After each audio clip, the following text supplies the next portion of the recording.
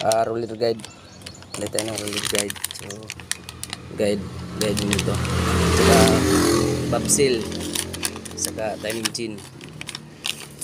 So ito na dol. I-update ko lang kayo mamaya dol. So na. Ito trabahoin na natin. Assemble natin dol. Pinalitan to ng ring.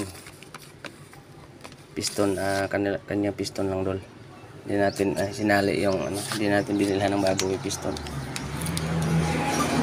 So palitan natin ng roller guide. Saka guide dun sa kabilaan, magkabilaan to dol. Ito na. So dito yan nakalagay dol, ito siya. Dito yan nakalagay. Sa ilalim. Yun. Ganyan yung position niya dol. Yan. Yung isa naman doon sa kabila. Bait lang. Ito na siya dol. Yan. So ito na siya. Yung sa dol sa mga new model na Bajaj RE.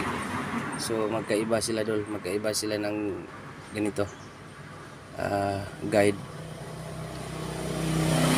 Yung isa dol dito yan. Nakalagay. Dito yung tensioner. So tinutulak yan ang tensioner. So ganyan dol. Doon yan nakalagay sa ilalim. Yun. Ganyan siya dol. Yan. So dito lang kayo mamaya dol. So simbolin muna natin to. Yung hapon na. Yung dol oh. Bali may tusir sa dol yan. Yung lock ng dol. Yan, lock nito. Kasi mabubunot yan pag hindi na, wala to. So ganyan siya dol. Pag ikabit sa sa ating unit. So pinalitan natin tong dito sa kanya dol dahil naputol na dol. Pudpud na.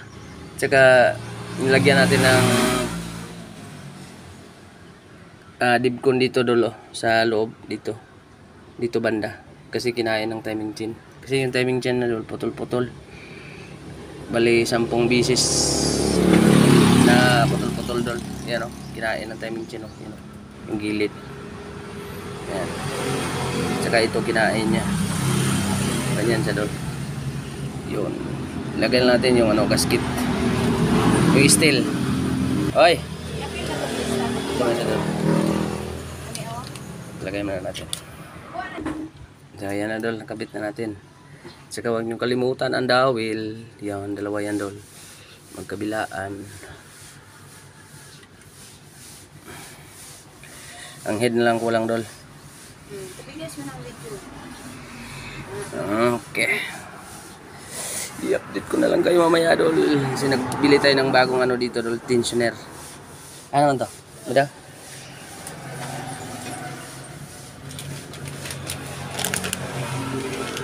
So ito na sa dol, bagong tensioner.